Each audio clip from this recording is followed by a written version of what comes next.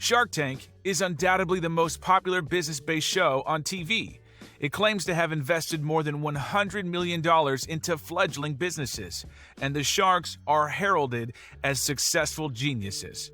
But, like all TV shows, most of what you see is a result of clever editing and couldn't be further away from the truth. In this video, we'll be explaining why Shark Tank is 100% fake. Before we get started, don't forget to subscribe to the channel for updates on all the latest videos about your favorite movies and TV shows.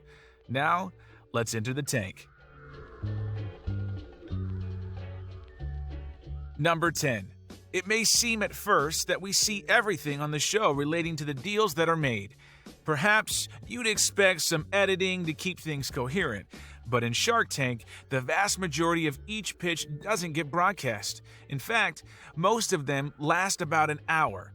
They instead simply show the parts that they feel are the most interesting, and at most will include about 10 minutes of each pitch in the final edit. For a show that prides itself on teaching and encouraging entrepreneurial decisions, it's somewhat misleading to suggest that the deals can be made in the way that they present it. There's far more discussion about the financials and history of the company that take place, and it might even explain why some entrepreneurs show up completely unprepared for what they will face. If you are expecting a 10-minute pitch, in reality it takes an hour, it could take you completely off guard. The editing also means that the producers can show the stories how they want. If, for example, a hopeful entrepreneur stumbles for a minute within an hour-long pitch, that will often be the part that's focused on in the final edit, completely misrepresenting how the majority of the pitch actually went. My company is, Number 9. We're led to believe that the deals that get made are because of their financial merit, and that the sharks are there for one reason: to make money.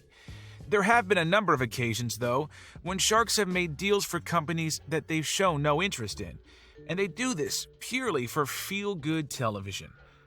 In an interview, Mark Cuban once said, "If it's a relatively small deal, let's say $50,000 or $70,000, a lot of money, but relatively small compared to some of the big ones we make. And if there's a kid or somebody that's a feel-good story, Damon hopes that nobody takes it, and then he can go, 'Dang it, wait a minute, I'm going out there to get them,' just as they're leaving." Of course, it's the sharks' choice whether they invest their money, but the fact some deals are made purely for entertainment value makes you question any investment they actually make. Give you $50,000 for 30%. Come on, of course. Well, look at that. Thank you so much. You will not. I didn't want to let you walk out that door. Number 8. The entrepreneurs that appear on Shark Tank have spent their lives coming up with the perfect idea, working 24/7 to get their company off the ground and to a place where they can pitch for investment. Well, that's what we're led to believe. Curiously, though, some of them show up on other non-business related shows on television, and it raises questions about how legit they all are. Look at these two people, for example. One is pitching on Shark Tank, the other is auditioning on the X Factor. Apart from different colored hair, this is surely the same person. It's not uncommon for different shows to use the same actors or people, but for two reality competition shows to be doing it, it proves that at least some of what they are showing is completely fake. Number 7. The whole point of Shark Tank is to show the viewers what is involved in the entrepreneurs getting a deal. But even when a deal is made, that doesn't necessarily mean that that's the deal that is offered. Simply put, the deals put forward on the show are not binding, and quite often entrepreneurs find that the terms are completely different when they finally have a contract in front of them to sign. One time this actually worked out better for the entrepreneur was in the case of Teddy Needs a Bath in 2013. Nicole Townsend agreed on the show for an investment of $100,000 in exchange for 30% of her company. But following the show, she instead got a loan from Cuban to finance large purchase orders. This, according to Townsend, was exactly what the company needed, and they went on to flourish. Not all entrepreneurs are so lucky, though, and are offered much tougher deals than they agree to during recording. Congratulations. Number 6. Not everyone who has appeared on the show is entirely happy with what happened next. And a lawsuit that was filed by one former Shark Tank entrepreneur let the secret out of the bag about how much of the show is staged. Alan Kaufman entered the tank in 2010 with his product, the Nubella, a hands-free umbrella. He was offered an investment of $200,000, but he claims he never saw a penny of it. Once more, a follow-up episode that showed him signing a distribution deal was completely fabricated for the purpose of the TV show, and he claimed that being on Shark Tank very nearly ruined his company. For something that's claiming to be championing entrepreneurs and helping businesses, in this case, it certainly failed.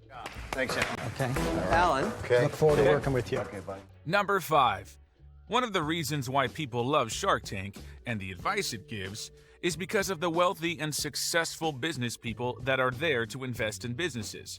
One of the ways in which we are shown how successful they are is by what is known as the shark reel, a montage of each shark in luxurious surroundings or in boardrooms making valuable deals. Well, it turns out these are completely faked. Something Chris Sacca found out when he joined the show. The billionaire venture capitalist, famed for his cowboy shirts, didn't at this time live in an elaborate mansion, and he conducted most of his business from a spare room in his home. This didn't give the allure that producers wanted, so they set up every scene. In the end, they borrowed a boardroom from a company he had invested in and made it look like his. Then, they produced a fake super rich guy wine celebration at 8:30 in the morning on a friend's patio, and he was filmed getting out of an Uber while on his phone. Presumably an Uber Lux, of course. His entire reel was faked, and it's likely the same for all the others too. Business experts worth billions. Number 4. The first thing entrepreneurs are faced with on the Shark Tank is the long hallway they have to walk down before entering the room. This gives the sharks time to ready themselves and the announcer an opportunity to introduce them to the viewers. But the hallway is very different in real life. Obviously, there are no real sharks in the show, so they are displayed on the walls through video screens. But the real fakery is the size and shape of the hallway. The walls are actually slanted, narrower at the entrance and gradually wider towards the door that leads to the tank. This is to give the impression that it's much longer than it really is, and it's all an optical illusion. Also, when filming, once entrepreneurs enter the tank, they are required to stand still for a minute without saying anything, so various shots can be taken for the final edit of the show. This makes for an uncomfortable moment before they are able to begin, and again, shows how certain aspects are faked to make the show appear the way that producers want it to. Number 3. You would expect a show that heralds itself as great for entrepreneurs and encouraging people into business to have responsible investors who give out truly good advice. But there have been questions about how effective the words of wisdom given actually are. Not only am I saying I'm out, but I'm suggesting that you be out as well. No, I can't give up now. I'm going to launch this fall. Just my opinion. Take, for example, their insistence that products should have a patent. The truth is, the majority of the products available don't actually have one. Also, the idea that a company has very little sales being a bad thing is not entirely accurate either. Of course sales are good, but if the company is already successful and shifting a lot of products, then they don't really need an investment. They'd be better off hiring a CFO to grow their business properly than taking a shortcut with a shark. Finally, it's always presented as a bad thing if the market potential isn't big enough.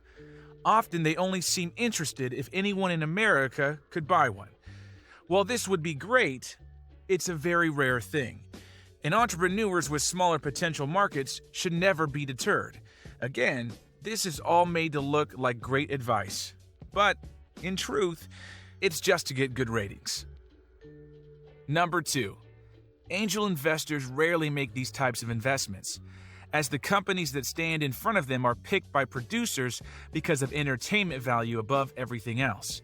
This gives an unrealistic idea of what other investors actually look for in a deal. Most companies that angel investors love are technology-based, like e-commerce companies, medical devices, business-to-business companies or social networking. But you rarely see them on Shark Tank. Instead, you get products that viewers can understand easier, like sponges, food products, and doorbells. Importantly, though, investment pitches never ever result in potential investors criticizing entrepreneurs in the way that you see in the tank. Phrases such as, "You're dead to me," or "giving 15 seconds to decide on a deal or not," these are all just for entertainment and not reflective of the real world at all. Tell me right now whether you're going with me or not, or I'm out. Number 1. This brings us to the biggest Shark Tank fakery of all. That even if you are convincing enough to be offered a deal, there's still a fair chance it might not happen. Deals made in the tank are not binding, and often the sharks will change their minds. It used to be that only 50% of the deals made on the show actually went through. But even with that number increasing to about 80%, it's still very misleading. Both viewers and entrepreneurs can lose out because of this, and it's never covered in the updates on the show. The fact that Shark Tank only ever reviews companies that have been successful with their new investors means you never get to see the failures and understand how risky some business decisions can actually be.